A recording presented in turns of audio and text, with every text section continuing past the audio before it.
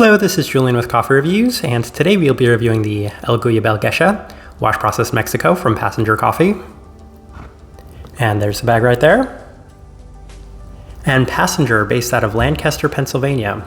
And our first review of 2023 features one of, if not my favorite, American coffee roasters, as Passenger has continued to impress me over the years. So when I saw them release a line of Mexican coffees, I took a look at those offerings to see which one interested me the most. And this is the one that caught my attention, mostly due to the listed wintergreen note on the coffee. But in addition to that, we had never reviewed one of their Mexican coffees, so this felt like the perfect opportunity to do so, as this right here is day 34.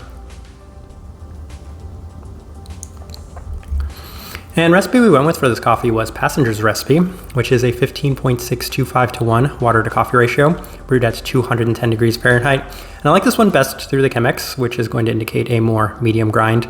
Now in terms of roast profile for this coffee, Passenger typically tends to be on the lighter side of coffees in general. This one I wouldn't necessarily say is the lightest coffee I've ever had from them. It has a little bit more developed of a profile to it, so I would say a moderately light in terms of this coffee for Passenger.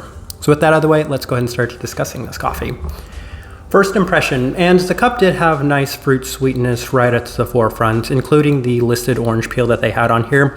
What I would actually say is it felt more like a fresh fruit citrus and a sweeter citrus as opposed to a more bitter citrus that you might associate with that orange peel. Wonderful caramel sweetness was present in the finish as well. And those were the big two things I took away from the cup on that first impression, in addition to what felt like stone fruit, but I wasn't entirely positive from that first try, so we're going to see if maybe I could replicate that in future days. Day 16, the cup continues to emit great fruit sweetness right at the forefront, and then there was a slight peachiness to the cup, and it was at that point I realized, yes, that certainly was peachiness on that first experience, and it did complement an otherwise wonderful sweet caramel component. There's also a slight Gesha-like citric complexity to the cup as it does cool down as well, making this a pretty lovely cup from these first two impressions.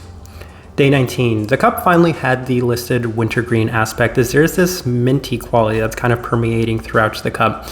And I think it was just kind of this interesting spice herbal component that was present within it. There were days where it would get a lot more pronounced, but at this time it was just kind of an interesting component to complement the rest of the coffee. Additional attributes included, yet again, that wonderful caramel sweetness. That was one of the better things I experienced from this coffee, especially in the earlier days, and much more of that slight peachiness to the cup as well, and the sweet citric aspect. So I'm really liking about this coffee, and one thing I've always really liked about Passenger is that there is great depth and complexity to the cup. There's a lot in this cup just from these first couple of days. Day 21, ran it through the April dripper, and it wasn't quite as complex in the April dripper, as if anything, I was feeling a lot more of that kind of herbal spice component to it, that minty quality that they had listed. And not having the same sort of fruits in the same sort of abundance wasn't necessarily the best selling point to me on this. Sweet brown candy is the most distinct component to what I felt like was a slightly more moderately shallow cup. Day 23. Back through the V60 at the higher temperatures, and it wasn't quite as pleasant, mostly due to the fact that it was bringing out a lot more of the brightness in the cup, and given I just really enjoyed the balance that I'd experienced earlier, this wasn't necessarily the best for me.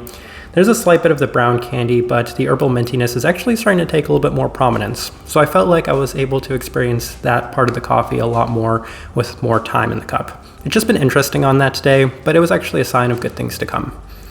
Day 25, ran it through the Chemex, and this is the best the coffee had been to this point. I had adjusted it to Passenger's recipe with the higher temperatures and the much more concentrated recipe, and it's nicely balanced with a strong flavor profile.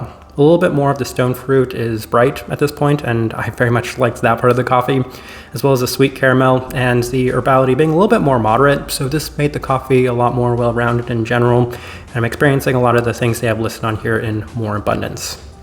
Day 27, back through the V60, and it does appear to be best after a significant cool down. So once you let this coffee get to about room temperature, it really opens up, and you can experience a lot more of those interesting complex components to it. At the warmer temperatures, it can feel a little overly herbal, maybe perhaps a little too minty, but aside from that, caramel and peach, as it cools down, very nice in this cup yet again.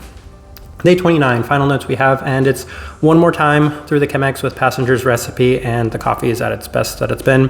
Here on day 34, ran it through that same recipe one more time through the Chemex. It is very nice yet again. At the forefront of the cup, there is the previously listed caramel, peach, and herbal component, all in a sweet and more clean manner. improvement on the cool down as well, as you can feel what they listed as a cooling sensation. Yeah, it's kind of fun and interesting because it does very much have that sort of wintergreen cooling sensation, which made for a very fun cup and a very fun experience. All right, let's go ahead and put up the tasting wheel so you can see what we're getting. All right, and we have a bunch of level 4s, so let's go through them. We'll start with the cleanliness level 4. Yes, for as clean as this coffee is, especially given that it is a Gesha, it doesn't necessarily score the level 5 mark, mostly due to the fact that it's not necessarily overly defined at times, especially in terms of that kind of minty herbal quality that is present within this cup. So aside from that, I feel like it's kind of pushing it, but even then it deserves to be right there at the level 4. Pretty clean cup of coffee in general. Finish, level 4. Yes, but actually it's a very nice finish. As I kind of mentioned, it has that very interesting cooling sensation, and it also has a lot of the brown candy component to it. So for those reasons, the finish being at the level 4, not necessarily the most long-lasting or distinct, but a very pleasant finish. Sweetness, level 4. Yes, pretty sweet cup of coffee. I would still say that it is maybe on the slightly lower side of the level 4 to the moderate side of the level 4, but definitely still so much sweetness in it, and coming from a number of different things, most distinctly the fruits and that peachiness, as well as the brown candy component. So that sweetness there at that level 4, really good for this coffee.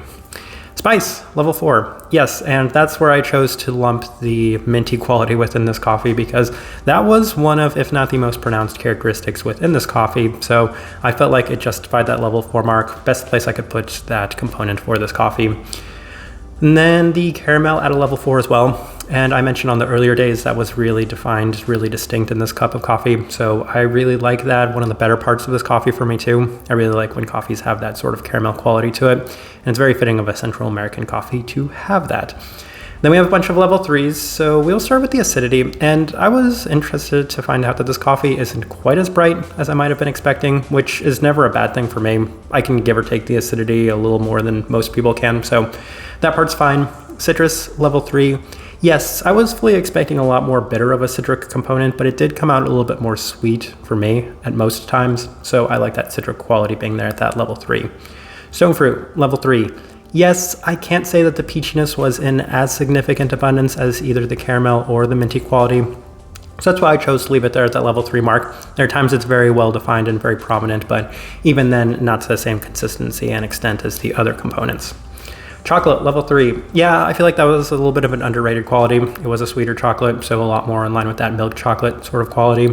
I would actually say it reminded me a little bit of like a honeycomb cereal sort of chocolate, if that makes any sense.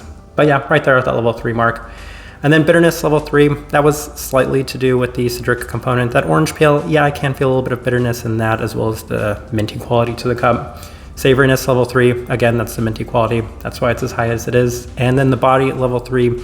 Even with it being run through the Chemex, it still had a fair bit of body, which was quite nice. It made the cup of coffee have a little bit more texture and depth to it, rather than just some very clean fruit and minty profiles. All right, so my overall thoughts and impressions of this coffee. This one was actually quite nice. It's one of my favorite Mexican coffees I think I've ever had, and I don't think that comes as a surprise given just how much depth and complexity there was in this. That's Passenger's coffees as a whole. You can experience so many things from them, and this was a great example of what Passenger does best, as I feel like they did a very good job of pulling out so many wonderful qualities from this coffee. While it may have lacked any sort of floral components that I really love, it still hit on 3 of the other big marks: the sweetness, the clarity, as well as the fruit components. And again, even if the fruit components weren't in the most pronounced abundance, they made up for it by offering a unique cup. That interesting kind of cooling sensation, mintiness, isn't something I've experienced from too many coffees, so that made this one an interesting standout, even pertaining to some place like Passenger, who has a lot of interesting coffees to begin with. Type of person I would suggest this coffee to: I feel like if you've ever sought after a minty quality within a coffee, this is the one I've felt has it in the most significant abundance, because I don't think I've had a coffee that has this much of a defined sort of minty quality to it. Even if it isn't necessarily the most clean or defined, it still is present within this coffee, and you can feel it in a pretty significant manner. But it doesn't stop there, as it still offers great clarity, sweetness, as well as an abundance of different fruit profiles to the cup, and still a nice bit of caramel sweetness. So just a lot in this coffee. Makes for a lot of people that might be able to enjoy this coffee. And if you've ever been curious about Mexican coffees, I feel like this one would be a fun one to go with. I think for the most part, I'll leave this review at that. If you've by chance had an opportunity to try this coffee, we'd love to know your thoughts and impressions of it as well. If you're enjoying the content, give this video a like, subscribe if you're not already subscribed. This right here has been a review of the El Guayabal Gesha, wash process Mexico from Passenger Coffee. Thank you for watching.